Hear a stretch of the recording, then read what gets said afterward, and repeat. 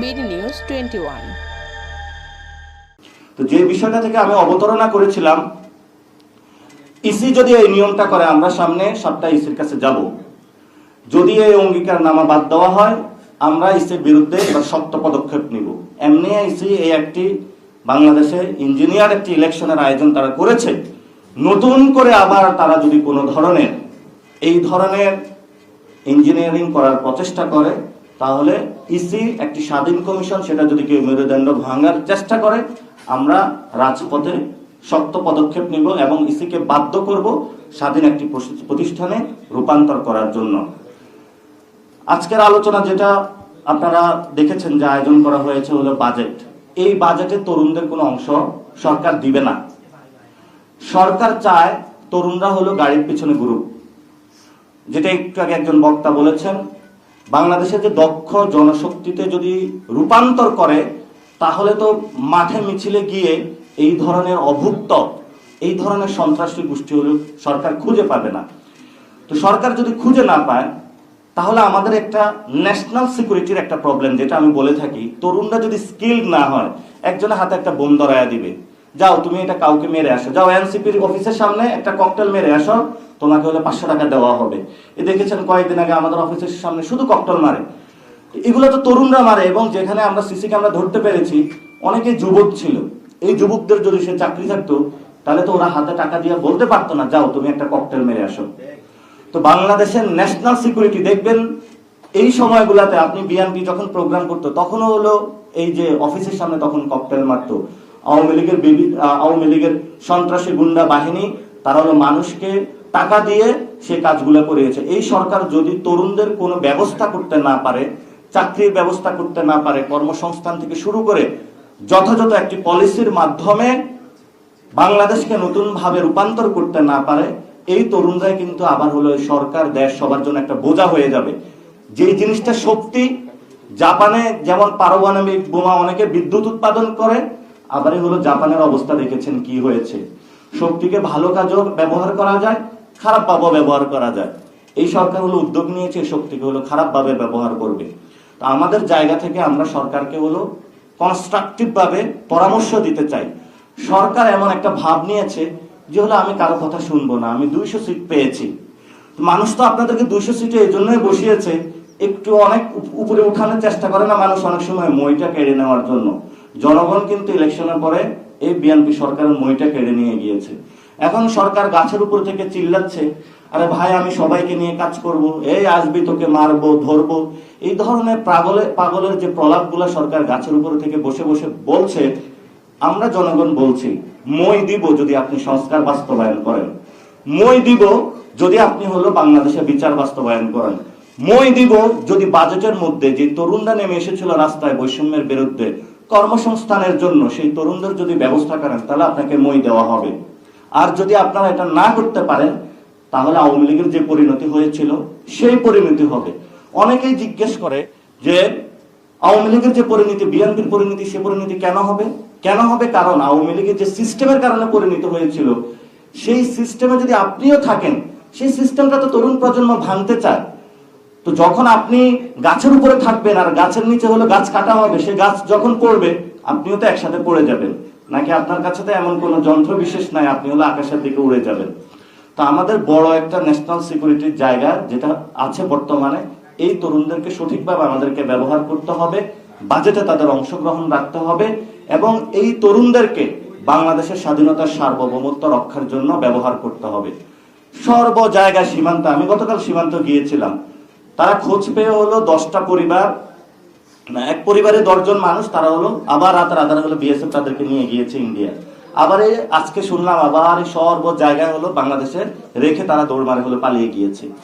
International record আছে, আন্তর্জাতিক আইন আছে, সে আইনে কথা বলবে।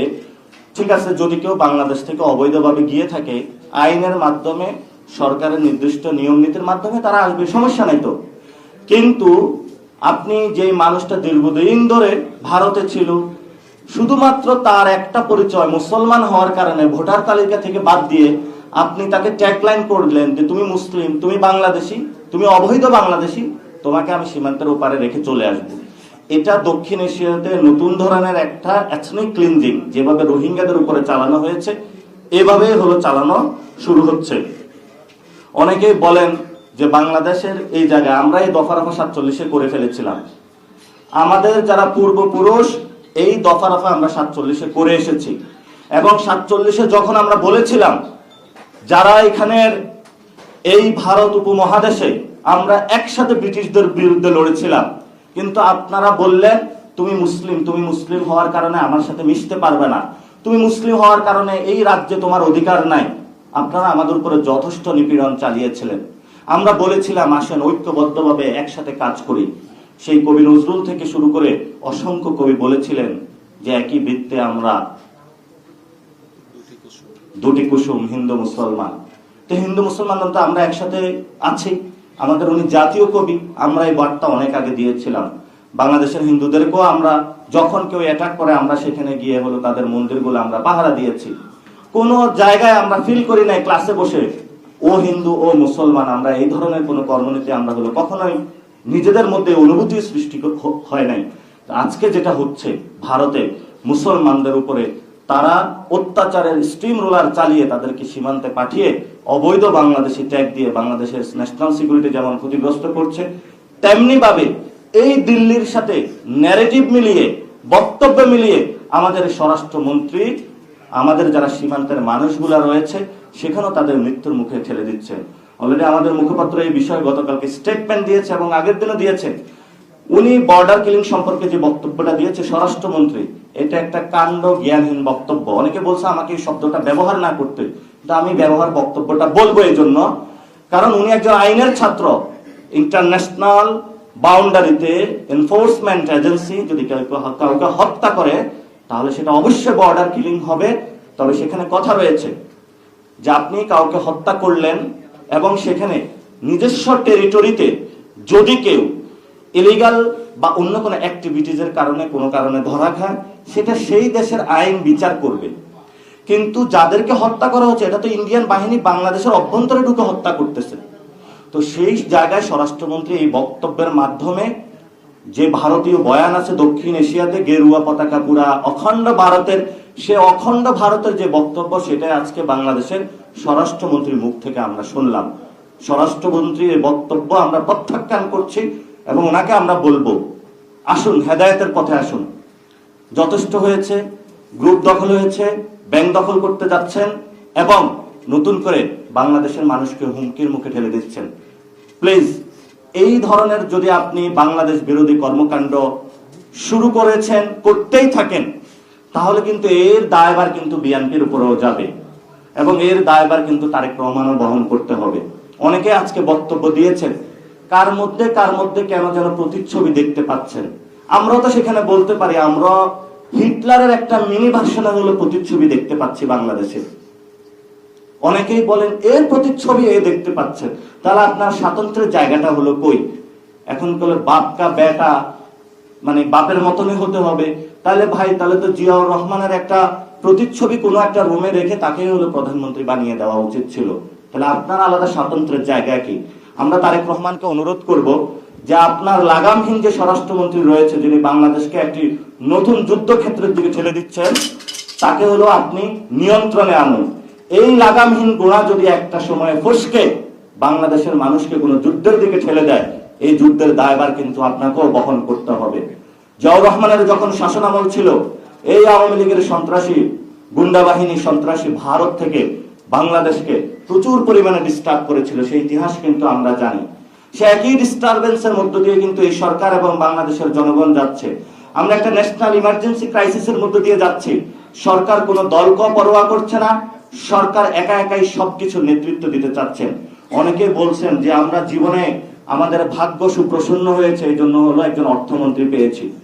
এই অর্থমন্ত্রীর সাথে যখন আমি অন্যান্য দেশের অর্থমন্ত্রীর একটু হলো সিভি গুলা মিলানোর চেষ্টা করি তো আমাকে একজন বলল ভাই আপনি মিডিয়াতে একটা কথা বলবেন, এই যে গুলশানের একটা হোটেল আছে সারিনা হোটেল মনে হয় না, এই সারিনা হোটেল হোটেল সারিনা নাকি, এখানে বসেই তো সব কিছু করে অর্থমন্ত্রী হয়েছেন। হোটেল সারিনা নাকি একটা সময় স্টক এক্সচেঞ্জের ছিল। তো উনি যখন স্টক এক্সচেঞ্জের চিটাগাংয়ে ছিলেন ওই স্টক এক্সচেঞ্জে হোটেল সারিনা হলো আগে কারোর কাছে বিক্রি করেছেন। তো তো পরবর্তীতে পদ থেকে যখন নেমেছেন ওই লোকের মধ্যে থেকে থেকে আবার কম মাত্রায় হলো মূল্য নিয়েছেন। ব্যবসাটা বুঝছেন কিভাবে?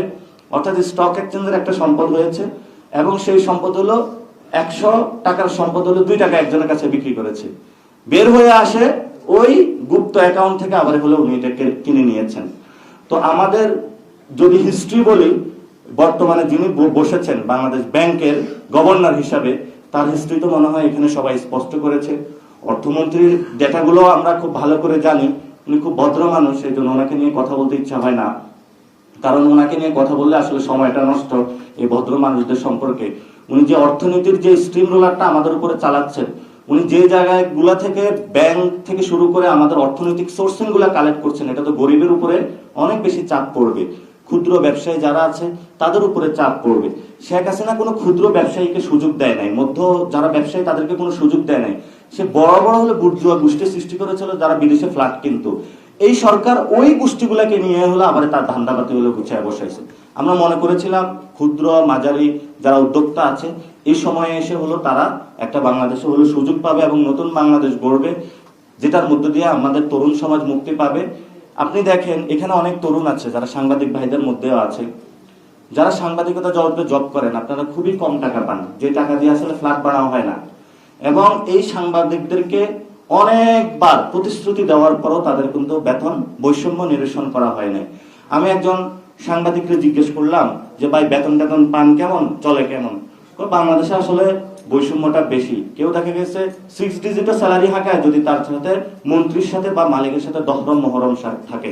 আমি কেউ কাঠামো নাই কোনো, বলে যে কাঠামো কোনো কাঠামো নাই, যে যাবে ওই গুলিস্তানের মতন থুইয়ালন পাইছালন এভাবে হলো সাংবাদিকদেরকে হলো তারা ট্রিট করার চেষ্টা